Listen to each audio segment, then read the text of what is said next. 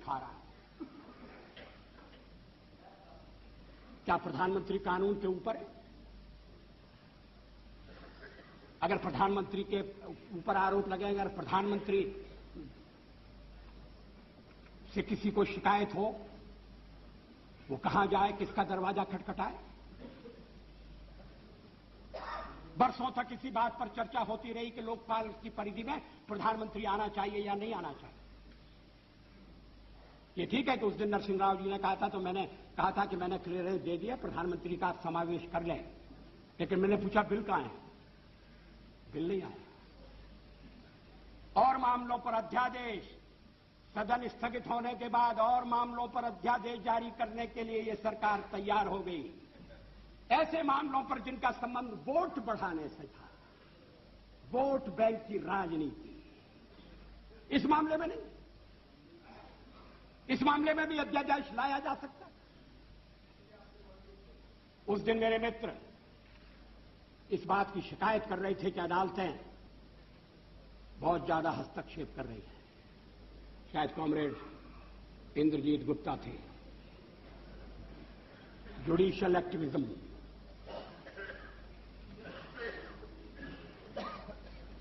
अगर पार्लियामेंट अपना काम न करे और एग्जीक्यूटिव फैसले न करे, मामले को लटकाए, और जब प्रधानमंत्री से पूछा जाए कि आप निर्णय क्यों नहीं करते, तो उनका उत्तर यह हो कि निर्णय न करना भी एक निर्णय है। मैं समाचार पत्रों में जो कुछ छपा है उसके आधार पर कह रहा हूं। अगर वो ठीक नहीं छपा तो नरसिंह राव जी उसे ठीक कर देंगे। निर्णय न लेना भी एक निर्णय है। अब ये कर्मयोग की स्थिति, कैसे देश चलेगा? लेकिन निर्णय नहीं लिए गए। कभी कभी तो सरकार इस बात की प्रतीक्षा में रही कि निर्णय टाल दो, नए विवाद खड़े होंगे तो झंझट मोल लेना क्या ठीक है, कोर्ट फैसला कर देना। अब कोर्ट ऐसे मामलों में भी फैसला करने लगा है जो एग्जीक्यूटिव के मामले हैं, जो संसद द्वारा तय होना चाहिए। संसद अपने दायित्व का पालन क्यों नहीं कर सकती? एग्जीक्यूटिव जिम्मेदारी क्यों नहीं ले सकती? लेकिन इसके लिए एग्जीक्यूटिव, इसके लिए कार्यपालिका ईमानदार होनी चाहिए, चुस्त होनी चाहिए, मामले लटकाए नहीं जाने चाहिए। लेकिन ऐसा नहीं हुआ। ऐसा होना चाहिए। हम करना चाहते हैं, जो भी आएगा उसे करना पड़ेगा,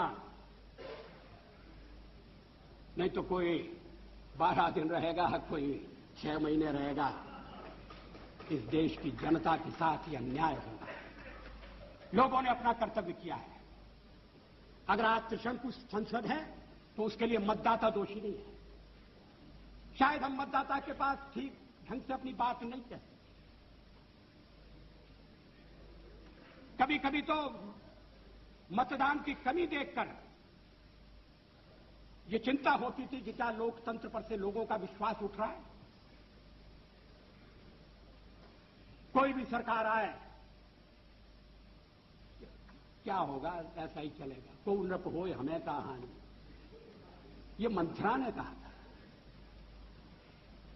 इस देश में अब सब जगह मंथरा की बात दोहराई जाए, जोड़ तोड़ करके सरकारें बनाई जाए।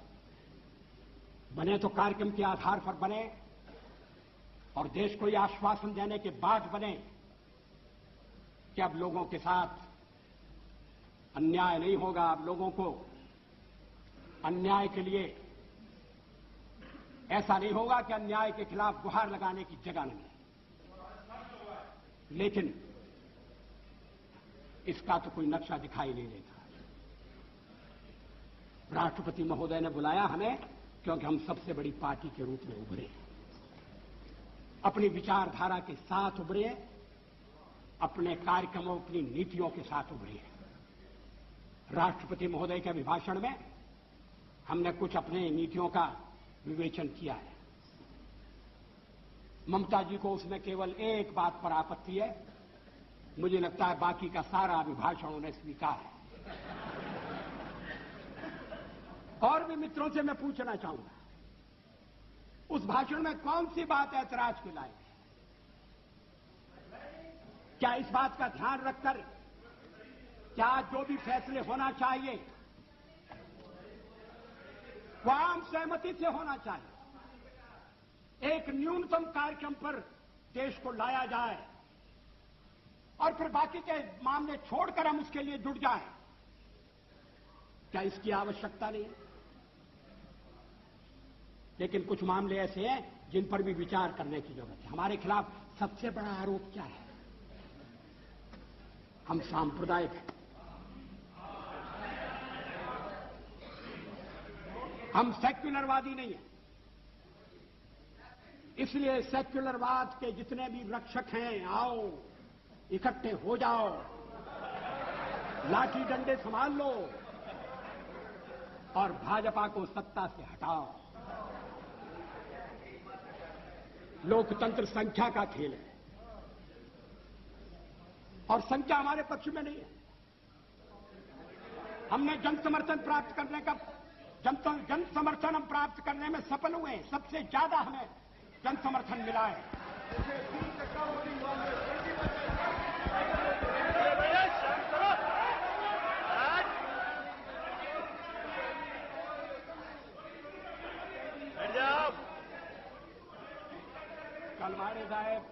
कलमाड़ी साहेब काय मणतात मला ऐकू नहीं है।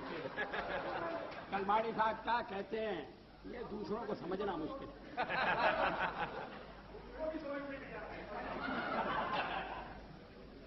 अध्यक्ष महोदय, इस पहलू पर भी विचार होना चाहिए।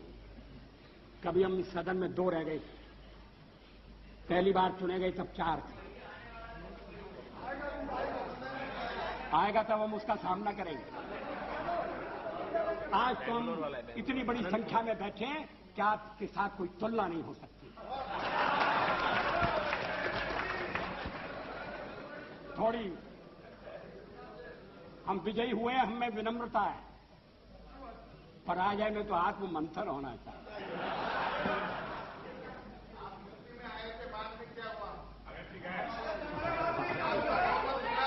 आप सारे देश में थे, अब क्या हो रहा है? अब आज इस स्थिति से आप संतुष्ट हैं तो मुझे कुछ कहना नहीं, मैं इसमें पढ़ना नहीं चाहता। इस देश में इस समय लोगों के विचारों में मंथन चल रहा है, चिंतन की दिशाएं बदल रही हैं। लोग पुरानी मान्यताओं को फिर से कसौटी पर कस रहे हैं। मेरी समझ में नहीं आता कि जब संविधान के निर्माताओं ने शादी ब्याह के एक कानून बनाने की सिफारिश की और यह कहा कि राज्य उसकी तरफ ध्यान देगा, तो क्या वो सांप्रदायिक कारणों से प्रेरित थे? क्या यह सांप्रदायिक मुद्दा है? क्रिमिनल लॉ एक है, सिविल लॉ एक क्यों नहीं हो सकता? गोवा में अभी भी सिविल लॉ एक है। अगर मुस्लिम मित्रों को उसमें कठिनाई है तो वो कठिनाई आकर बता सकते हैं, ये कह सकते हैं कि हमें थोड़ा और समय चाहिए अपने समाज को तैयार करने के लिए। ये नहीं कहा जा रहा है और दल भी इस बात के लिए उन्हें प्रेरित नहीं कर रहे हैं कि थोड़ा बहुत तो संशोधन करो, वक्त बदल रहा है। इस्लामिक देशों में पर्सनल लॉ में संशोधन हो रहे हैं, या थोड़ा परिवर्तन होना चाहिए। जेंडर इक्वलिटी का मामला है,